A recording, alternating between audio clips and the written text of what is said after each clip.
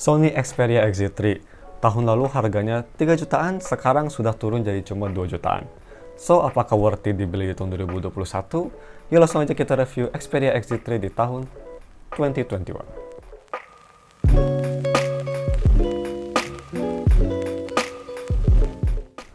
Halo guys, nama gue Staman dari Staff dan mari kita langsung aja review si Xperia XZ3 di tahun 2021.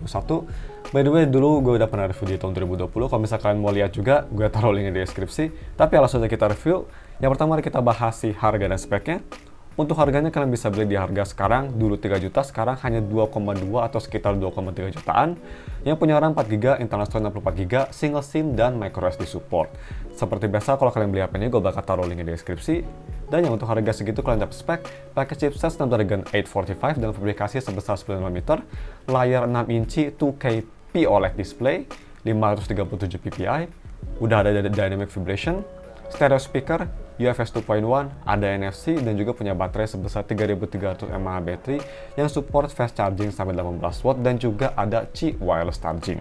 So next, untuk desain dan displaynya. Untuk build quality-nya yang pastinya ini masih kerasa sangat premium even di tahun 2021 sekalipun. Frame samping dia full terbuat dari metal, glossy, very nice, dan juga bodi belakang dia terbuat dari kaca yang udah dibalut oleh Corning Gorilla Glass 5. Desainnya sendiri ini lebih baik dan lebih refined dibanding versi sebelumnya XZ2 atau XZ2 Premium. Yang kelihatan tuh si bodi belakangnya sekarang udah nggak hamil lagi ke HP tersebut. Ini sekarang flat, jadi pemakaian sarung tangan dan grip juga kerasa lebih enak. Ya aneh juga, ini layar lebih besar daripada, atau overall form factor lebih besar daripada XZ2, tapi gue rasa ini pemakaian sarung tangan kerasa lebih solid dan lebih confident dibanding XZ2 dan XZ2 Premium. Mungkin berkat si HP-nya yang lebih slim dan juga dia sekarang udah nggak hamil, jadi lebih enak dipegang. Dan di XZ3 juga ada LED notifikasi yang berwarna, posisinya di kiri atas sebelah earpiece.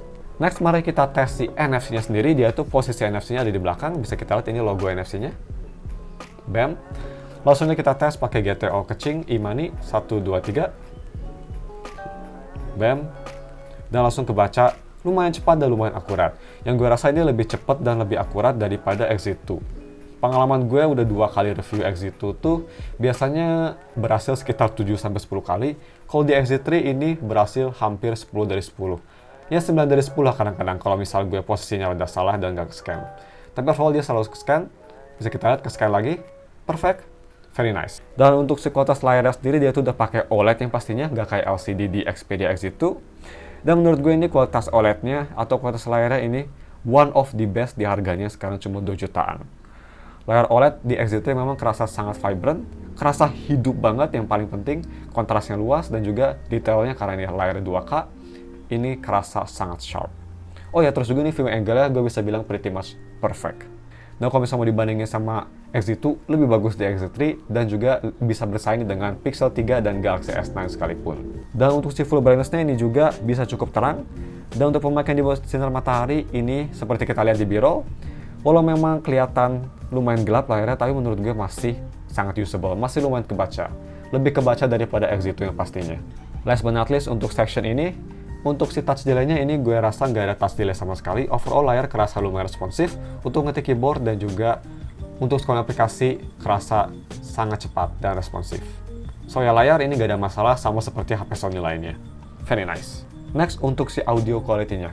Pertama mari kita bahas audio quality via USB Type-C to 3.5mm karena dia itu nggak ada headphone jack yang pastinya. Dan yang untuk kualitasnya ini menurut gue sudah sangat bagus. Overall punya detail yang jernih, suara vokal yang jelas, bass yang maju dan punchy, dan instrumen yang walaupun memang mid-range satu sedikit mundur, tapi masih kerasa cukup rich dan juga separasinya lumayan bagus. Oh ya, sound stage-nya juga ini cukup luas. Untuk si full volume-nya, gue coba tes pakai headphone seperti biasa, Cossport Pro. Di volume sekitar 80% ini sudah cukup keras menurut preference gue.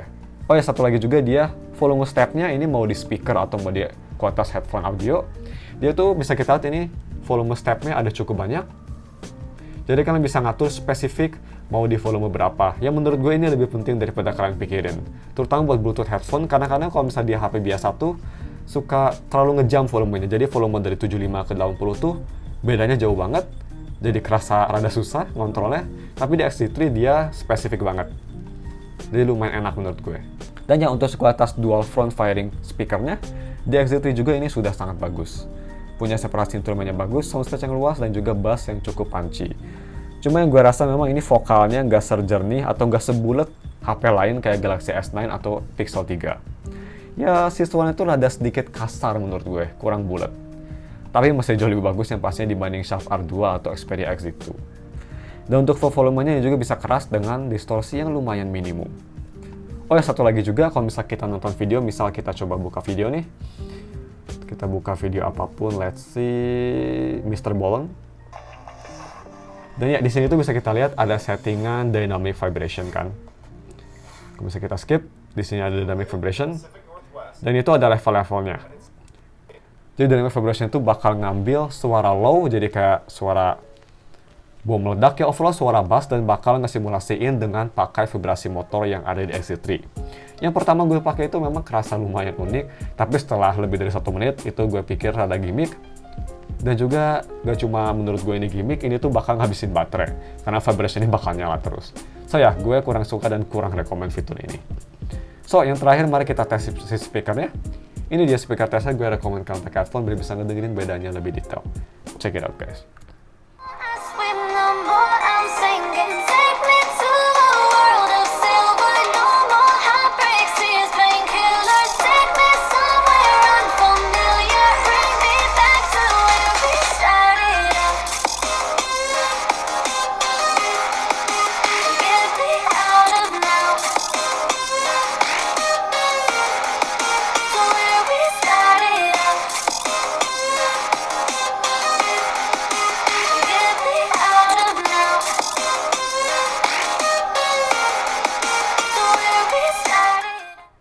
Next, mari kita moving on ke si kamera quality-nya. So, untuk kamera belakang dia tuh single kamera yang pastinya 19 megapiksel f2.0 yang udah ada electronic image stabilization untuk video recording. Sedangkan kamera depan dia itu 13 megapiksel, 1,9 aperture-nya, dan juga bisa nge-record video sampai resolusi 1080p 30 fps, sama juga udah ada gyro electronic image stabilization. Dan untuk kualitas rear kameranya ini menurut gue sudah sangat bagus, masih bisa bersaing dengan budget flagship atau HP mid-range zaman sekarang kayak Redmi Note 10 atau Poco X3. XZ3 punya kualitas foto dengan detail yang super sharp, warna yang masih natural, kadang suka sedikit vibrant, dynamic range yang bagus, dan juga kontras yang overall masih kerasa natural. Overall ini memang masih ngerasa kayak gue itu ngambil foto dari HP flagship, bukan dari HP mid-range atau entry level, which is very nice. Sama halnya juga dengan si kualitas foto low-lightnya atau malam hari, XZ3 ini punya dedicated night mode yang pastinya gak kayak di XZ2 atau XZ2 Premium. Cuma memang ini fotonya memang gak seterang HP-HP zaman now, tapi for some reason gue lebih prefer di XZ3 karena dia tuh punya kualitas foto low-light yang lebih akurat atau lebih natural. Dia punya detail yang masih sharp yang pastinya dengan noise yang minimal, dan juga warna yang masih lumayan natural. Dan untuk si foto selfie-nya ini menurut gue masih cukup bagus, tapi memang gak sebagus dan udah gak bisa bersaing dengan HP zaman sekarang kayak Redmi Note 10 Pro atau Poco X3. Tapi overall masih punya detail yang cukup sharp kok, dan juga warna yang masih natural. Cuma memang butuh pencahayaan yang cukup banyak biar dapat kualitas foto yang bagus. Dan untuk video recordingnya, kalau misalnya kita ke kamera dan kita ke video terus kita ke setting, kamera belakang bisa nge-record sampai resolusi 4K 30 fps atau Full HD 60 fps. Tapi sayangnya di video resolusi kedua tersebut, dia itu stabilisasinya atau stabilisasi yang bagus, intelligent aktifnya bakal mati.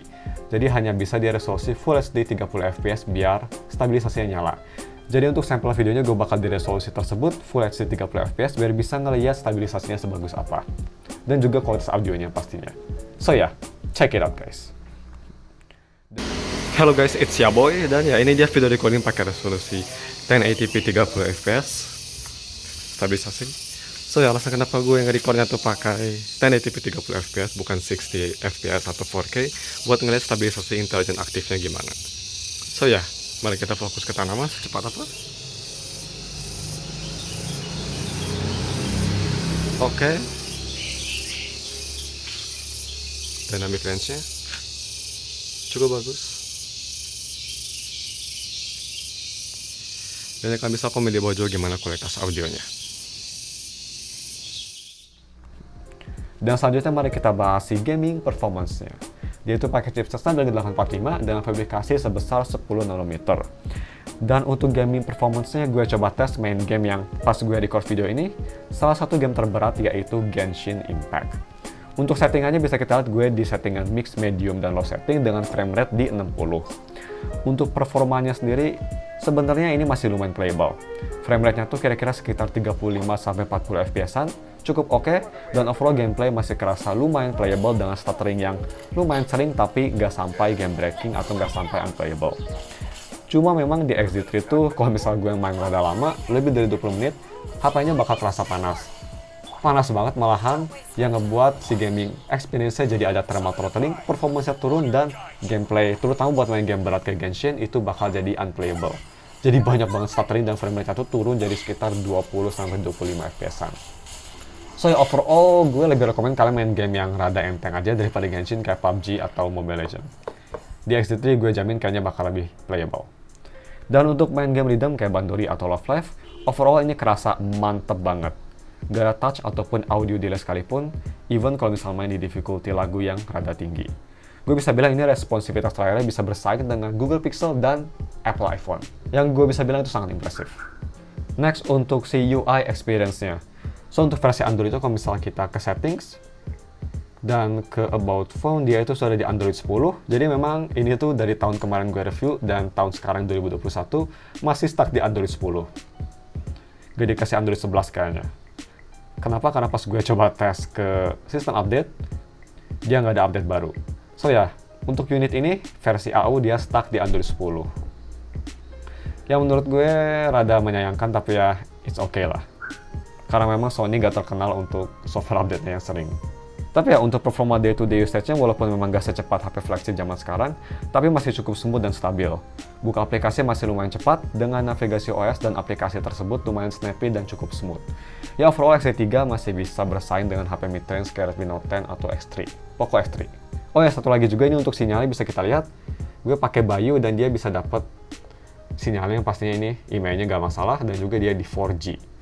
Untuk ngaktifinnya cuma sedikit berbeda, nggak kayak HP lain yang langsung aktif, kalian pas masukin SIM tuh nggak ada sinyalnya atau nggak ada 4G-nya kuotanya, kalian harus aktifin dulu dengan cara ke wireless, terus ke mobile network, dan ke advance, terus access point name, kalian tinggal tambah access point name-nya.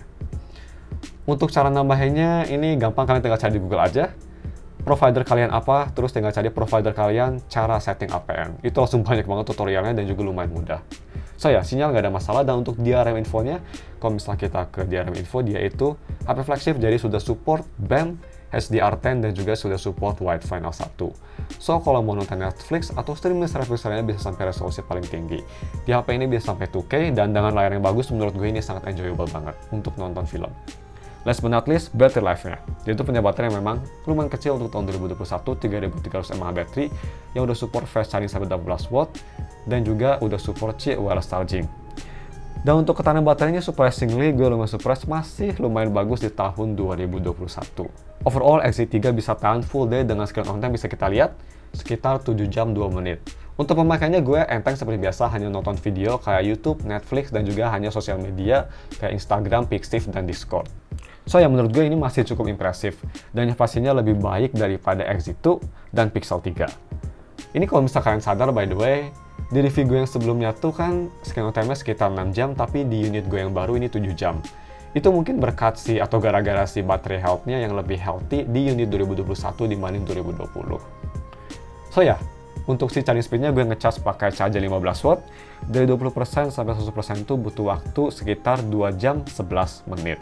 Lumayan lama, tapi untungnya dari 20% ke 80% hanya butuh waktu 1 jam 7 menit aja, yang lumayan cepat. So ya guys, cuma segitu aja videonya, dan untuk konklusinya menurut gue, Xperia XZ3 di tahun 2021 bisa jadi pilihan alternatif yang lebih baik dibanding Pixel 3, Pixel 3a sekalipun.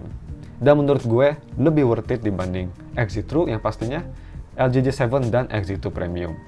Kenapa? Karena di harga 2,2 juta yang sekarang udah sangat murah banget, XZ3 punya kualitas layar OLED yang menurut gue one of the best di harganya. Kalau mau dibandingin dengan HP second kayak Pixel 3 atau Galaxy S9, itu bisa bersaing dan juga lebih baik daripada XZ2 atau HP baru sekalipun kayak Poco X3 atau Redmi Note 10. Oh ya, terus juga dia punya kualitas speaker yang sangat solid dan juga ada NFC. Untuk kelemahannya mungkin seperti biasa hanya dari kondisinya yang second, yang artinya battery health-nya bakal cepat ngedrain, jadi cepat habis, kalian harus cepat ganti baterai dibanding HP baru yang pastinya, dan juga kondisi HP-nya belum tentu baik. Mungkin ada lecet atau mungkin ada masalah di layarnya. Tapi selain itu, gue overall rekomend banget XD3, terutama buat kalian yang lagi nyari HP di harga 2 jutaan, terutama kalau misalnya kalian suka nonton video atau suka entertainment, gue sangat rekomend banget Xperia X3 atau XZ3. Seperti biasa, kalau kalian mau beli apa ini, gue bakal taruh linknya di deskripsi. Dan ya cuma segitu aja guys videonya. Mohon maaf kalau misalnya kesalahan atau ada film yang kelewat. Seperti biasa, kalau kalian ingin wallpaper Yanfei from Genshin Impact, gue udah taruh linknya di deskripsi. Jangan lupa like dan subscribe. Thanks for watching. We'll see you in another video. Bye.